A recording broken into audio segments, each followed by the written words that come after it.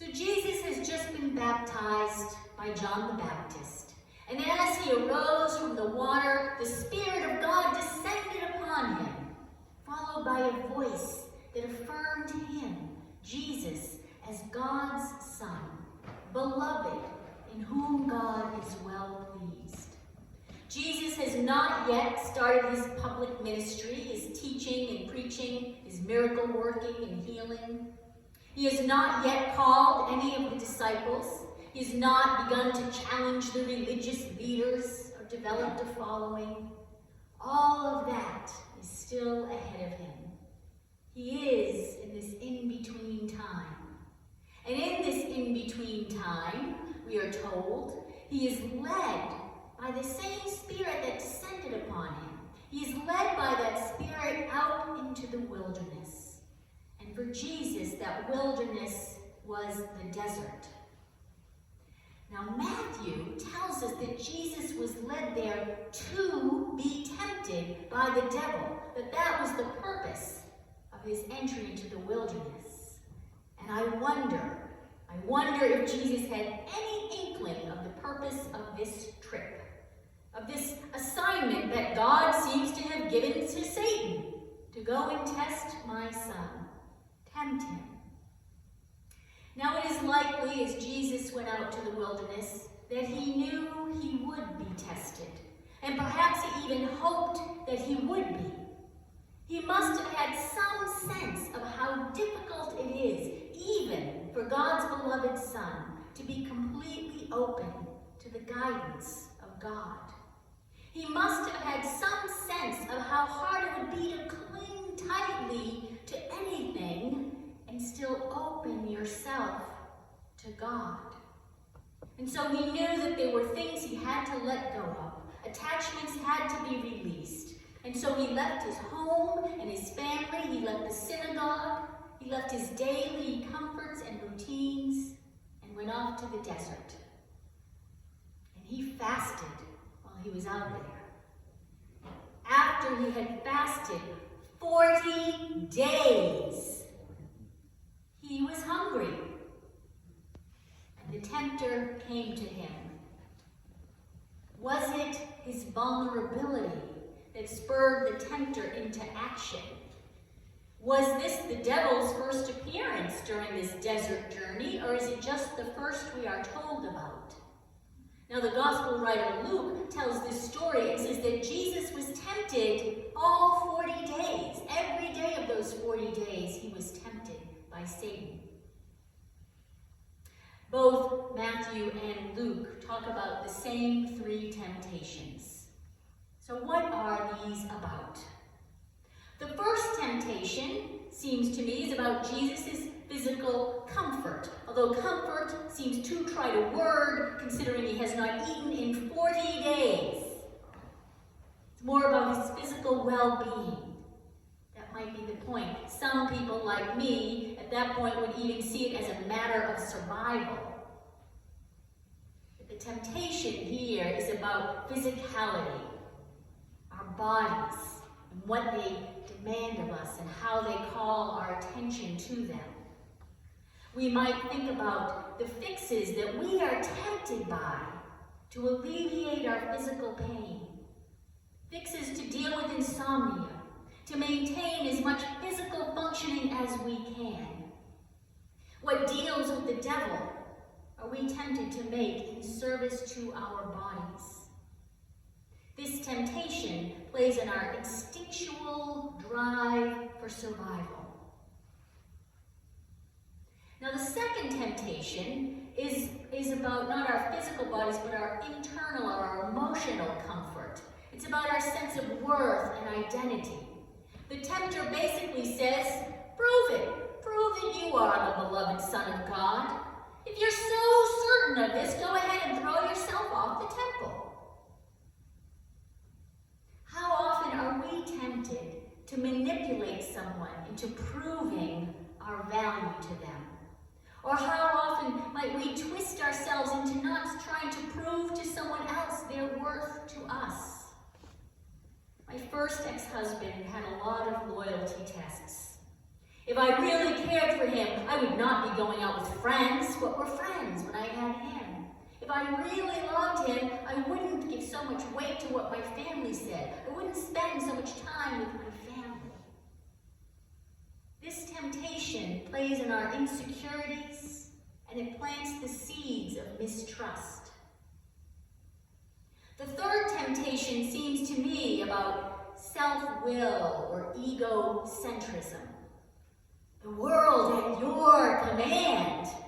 The world at your command. Come on, how many of us don't think the world would be a better place if only everyone would do things the way we think they should be done? If you were calling the shots, the world would be better, yes? This is the temptation that Satan offers Jesus. I will give you all these kingdoms to command. But even Satan knows, even there's another person to serve. Jesus could only get that by serving Satan. So it seems to me that the Spirit led Jesus into the desert to deal with these three vulnerabilities of humanity.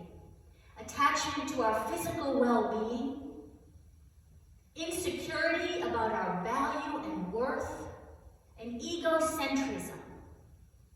These must be important obstacles in our connection with God, in the way we can know God and love God. We are blocked by our concern about physical well-being, by our insecurities about our value and worth, and by our egocentrism, our belief that we know best. These things must be the things that lead us away from kingdom living.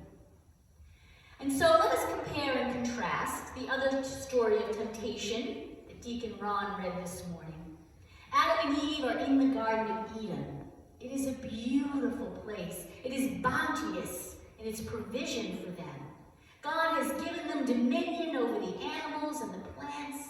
God has given them companionship in each other, and God's very self will come and visit them in the garden. This is about as far as away from the desert wilderness as you can get.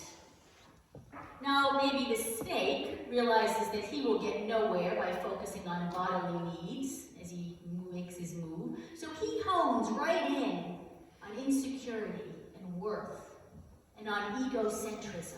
The snake implies that God is not trustworthy. God has lied to them. God said they would die if they eat of the tree, and they won't die. And he's implying that God does not want them to have the best, but is saving that for God's self. The snake says, you know what, you will be like God if you eat the fruit of the tree of knowledge. And Eve and Adam succumb to the temptation. And so they are then sent by God out from the garden, where? Into the wilderness. Into the wilderness. Now, I suppose a simple understanding of placing these stories together in the lectionary are that Adam and Eve succumbed to temptation and so were punished. And Jesus resisted temptation and so was rewarded. He was tended to by the angels. We should be like Jesus, not like Adam and Eve. But I don't think that's so. I think both these stories are meant to tell us something about the human condition. That whether we are in the desert or whether we are already in paradise, our hearts are restless and we are vulnerable in these ways. We are vulnerable to fears about our bodies, to fears about our worth, and at the same time we overestimate the value of being in control. And I think all these things are there. They're I don't know, hardwired is the right word, but they're part of us as limited human beings.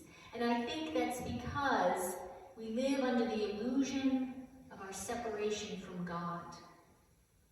And although these things may be obstacles to kingdom living, they are not bad in a judgmentally way. In a way, they are of God. It is a way that God can show us the contrast between what we are at our deepest nature and what the world drags us to.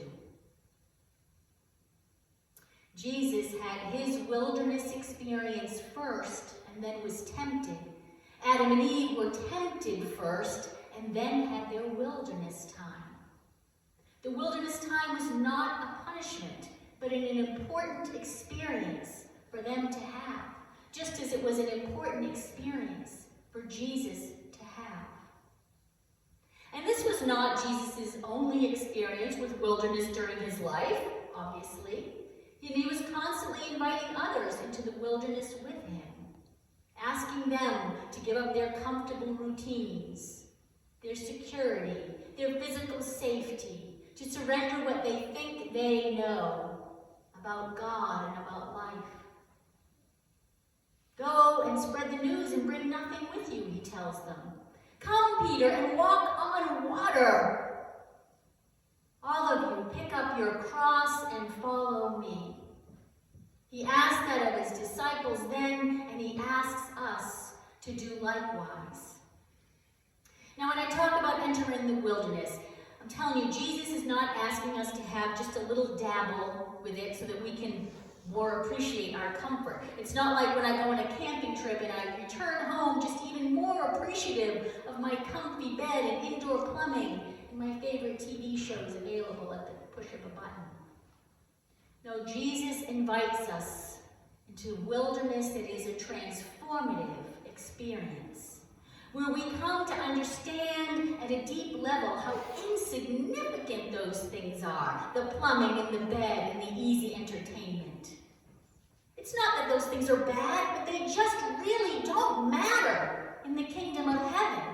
And if they get in the way of our connection to God, they get in the way of our connection to other human beings, to any part of creation, let them go. You can do it. Now, most people who have been alive for any length of time have had potentially transformative wilderness experiences. And they are not usually entered into willingly. Your safe, comfortable world collapses. The rug is pulled out from under you. It might be a medical diagnosis, your own or that of a loved one, a spouse, a child. It might be a betrayal or a financial reversal. You might be in a war, imprisoned, a victim of violence or a natural disaster. And often when people come out of such a wilderness, they try very hard to just get back to normal as soon as possible. But I wonder if by doing so, if reaching back for the normal, we miss out on an opportunity to get closer to God, to release some of the attachments that block our way, our vision of the truth. Now, please know, be sure that I am not saying that God willed any of those things as a test for you. I could never worship a God who would make a child sick so that their parent would become more faithful. Could you? I couldn't. But I do wonder if God can work through these things, these vulnerabilities that are part of the human condition. It's not that God willed anything bad for us, but that there is struggle and difficulty in life that God can work through. If God can help us see more clearly through any struggle that love is what matters, that we are of immeasurable value to God, that God is trustworthy and good, no matter what is going on for us, that would be a form of salvation.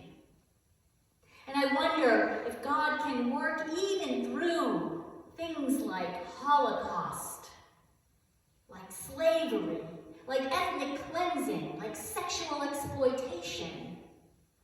I think of Carrie Ten Boom's book, The Hiding Place, about the Holocaust, and I am hopeful. I am given evidence that indeed God can work even through such atrocities. And again, these atrocities are not willed by God. These atrocities are things that grow out of our fears and our insecurities. And it is these atrocities even that can be used by God to help us rebuild ourselves around the divine as our center, to rebuild our lives centered on love. Now, I have to raise the question about what these three temptations are as they might relate to the wilderness church is facing. As I talked about in the reflection, the Western Christian church is facing a wilderness. What are the temptations to us that might block us from centering ourselves on God and God's call and sharing the good news of Christ? Are we tempted to cling to what is comfortable to us, doing things the way we've always done them in the way we've always done them? Are we hoping or asking that God prove our worth by sending us a multitude of stronger, younger people who will come and carry on our traditions? Is that the proof we seek? Are we tempted by the belief, by clinging to the belief that the way we do church is the best way, that our perspective is the right one, and we cling so much that we are not really open to entering into the wilderness? And by succumbing to the temptation to cling, to remain on safe, comfortable ground, are we missing out on a chance to walk on water, to be raised to new life? Let us together listen for Christ's invitation to the wilderness. And let us be encouraged in the knowledge that He has gone before us and He will accompany us every step of the way. And may our hearts stay rested